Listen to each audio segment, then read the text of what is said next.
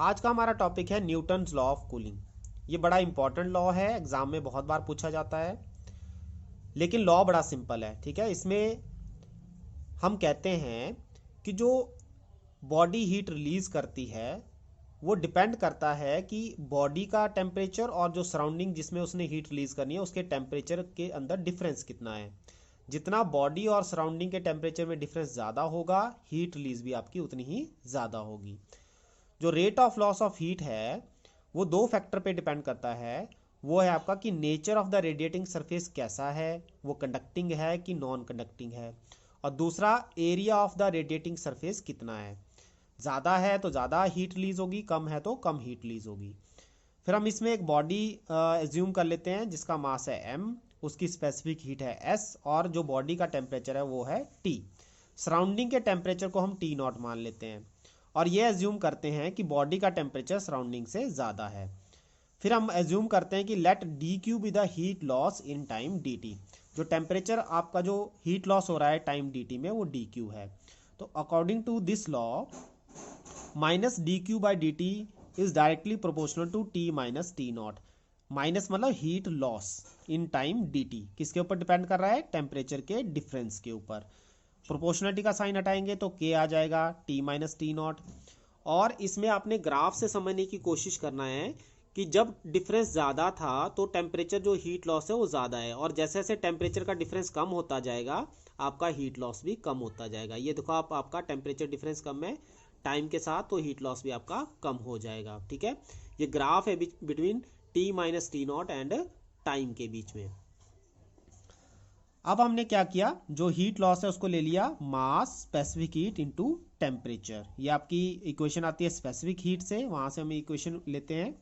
तो मास specific heat और temperature को यहाँ पुट कर देंगे।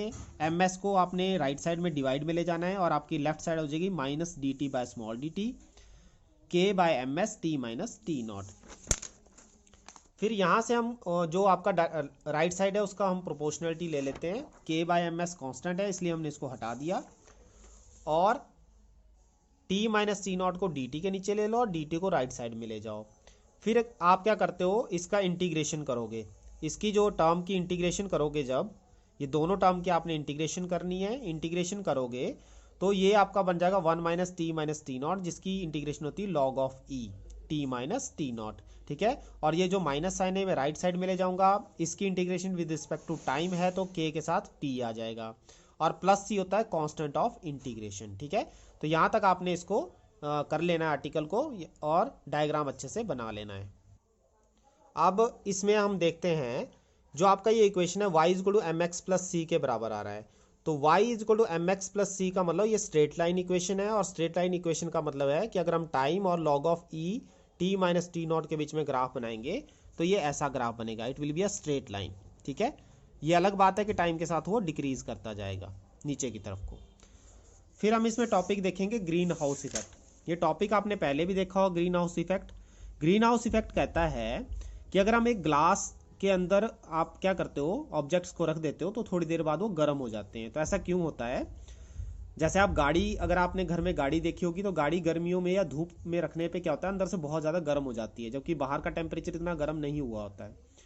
तो इसके लिए हम कहते हैं कि glass acts as a one way gate. Glass आपका वन वे गेट की तरह एक्ट करता है। इसका मतलब ये होता है कि जब आपकी शॉर्टर वेवलेंथ की लाइट जो सन से आ रही है वो शॉर्टर वेवलेंथ वाली होती हैं, ये जब आपके ग्लास से अंदर एंटर करती हैं तो अंदर जो ऑब्जेक्ट रखे होते हैं वो क्या करेंगे, वो शॉर्टर वेवलेंथ से हीट ले लेंगे। जिस भी लाइट की वेवलेंथ शॉर्ट होती है उसकी फ्रीक्वेंसी हाई होती है, ये ध्यान में रखना आपने। और फ्रीक्वेंसी का मतलब होता है एनर्जी। तो हाई एनर्जी की जो रेडिएशन अंदर एंटर करेंगी उससे कुछ एनर्जी आप ले लोगे। जब आप हाई एनर्जी से एनर्जी ले लोगे तो वो एनर्जी लो हो जाएगी। तो आपका एनर्जी और वेवलेंथ का इन्वर्स रिलेशन है, जिसकी वेवलेंथ शॉर्ट है उसकी एनर्जी हाई है, और जिसकी वेवलेंथ जिसकी एनर्जी लो हो जाएगी तो उसकी वेवलेंथ लॉन्गर हो जाएगी, आपकी वेवलेंथ बढ़ जाएगी। ठीक है, मतलब यहाँ पे आपने एनर्जी एब्जॉर्व की तो एनर्जी कम हो गई, दैट मीन्स फ्रीक्वेंसी कम हो गई। फ्रीक्वेंसी कम हो जाएगी तो वेवलेंथ बढ़ जाएगी। वेवलेंथ बढ़ी, अब ये लॉन्गर वेवलेंथ वाली जो रेडिएशंस हैं ये ग्लास से बाहर नहीं जा पाती हैं, उससे एस्केप नहीं हो पाती हैं, और ये क्या करेंगी, एनर्जी आपकी ग्लास के अंदर ही ट्रैप हो जाएगी। जो एनर्जी ग्लास के अंदर ट्रैप हो जाएगी this leads to greenhouse effect, और वो ग्रीन हाउस इफेक्ट अंदर क्रिएट कर देंगी। ठीक है, उसके बाद हम बात करेंगे परफेक्टली ब्लैक बॉडी और ब्लैक बॉडी रेडिएशन की। अब perfectly black body is that which absorb completely the radiation of all wavelengths incident on it. ठीक है, ब्लैक बॉडी हम उस बॉडी को कहते हैं जो सारी की सारी रेडिएशन को एब्जॉर्ब कर लेती है। तो black body radiation, black body का मतलब हमेशा ये नहीं लेना है कि वो आपकी कलर में ब्लैक हो। ठीक है, ऐसी बॉडीज को हम ब्लैक कह देते हैं जो सारी की सारी एनर्जी को अंदर ट्रैप कर लेती है। जैसे एग्जांपल के लिए मैं ये कहता हूँ, यहाँ पे एक शेप दी गई है, यहाँ से लाइट इंसिडेंट हुई और टकराने के बाद वो अंदर ही घूम रही है। ऐसी शेप उसको दी गई है कि आपकी जो लाइट इसके अंदर एंटर की हो अंदर ही घूमती रही और बाहर नहीं निकल पाई। तो ये चाहे जैसे मर्जी कलर की बनी हो, लेकिन इसने क्या किया, अंदर लाइट को ट्रैप कर लिया। तो इस तरह की बॉडी को हम ब्लैक बॉडी कह देते हैं। ठीक है, मतलब ये हुआ कि कलर ब्लैक होना जरूरी नहीं है, ऐसी बॉडी जो अपने अंदर सारी लाइट को एब्जॉर्ब कर ले उनको ब्लैक बॉडी कह सकते हैं। उसके बाद आता है किरचॉफ्स लॉ। किरचॉफ्स लॉ को मैं एक लाइन में आपको एक्सप्लेन करने की कोशिश करूंगा कि जो गुड एमिटर्स होते हैं they are good absorbers also. ठीक है, जो लाइट को एमिट कर सकते हैं, ज़्यादा एमिट कर सकते हैं, वो ज़्यादा एब्जॉर्ब भी कर सकते हैं। ठीक है, यही आपके किरचॉफ ने कहा था। उसके बाद हमारे पास कुछ एप्लीकेशंस हैं। एप्लीकेशन में ये कहते हैं कि आप glaze china with dark painting लेते हो, तो अगर उसको डार्क पेंटिंग वाली को आप क्या करते हो, 1300 केल्विन तक क्या करते हो, गर्म करते हो। तो जब आप उसको क्या करोगे, the dark painting appear much brighter then the glazed China. ठीक है, जो आपकी डार्क पेंटिंग है वो ज्यादा ब्राइटर नजर आएगी। क्यों? क्योंकि उसने ज्यादा हीट एब्जॉर्ब की थी, और जैसा कि किरचॉफ ने कहा जो ज्यादा हीट एब्जॉर्ब करता है वो ज्यादा हीट को रिलीज भी करेगा। तो डार्क जो आपकी पेंटिंग है वो आपको ज्यादा चमकती हुई दिखाई देगी क्योंकि उसने ज्यादा हीट रिलीज करनी है जब आप उसको बाहर निकालोगे किसी भी ओवन से जहां पे आपने उसको गर्म किया हुआ है। ठीक है, इस तरह और भी इसके एग्जांपल्स हैं, ये आप अपनी बुक से पढ़ सकते हो। उसके बाद एक और इसमें टर्म है स्टीफन्स लॉ।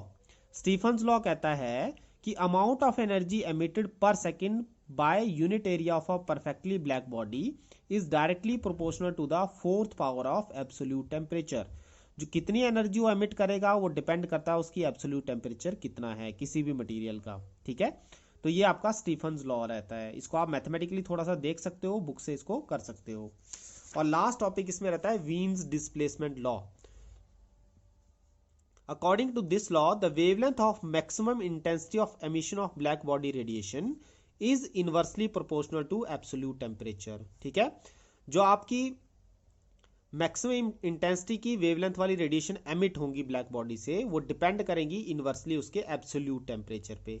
जितना एब्सोल्यूट टेम्परेचर ज़्यादा होगा उतनी ही वेवलेंथ आपकी इंटेंसिटी जो एमिट होंगी लाइट उसकी वेवलेंथ उतनी ही कम होगी। ठीक है, इसको YmB/T करके भी हम एक्सप्लेन कर सकते हैं, where B is a constant of proportionality called Wien's constant, और इसकी वैल्यू रहती है 2.892 इंटू 10⁻³ मिली केल्विन। ठीक है, ये आपकी वैल्यू इसकी रहती है, तो यहाँ से आप इसको कैलकुलेट कर सकते हो। तो आज के लिए बस इतना ही काफ़ी।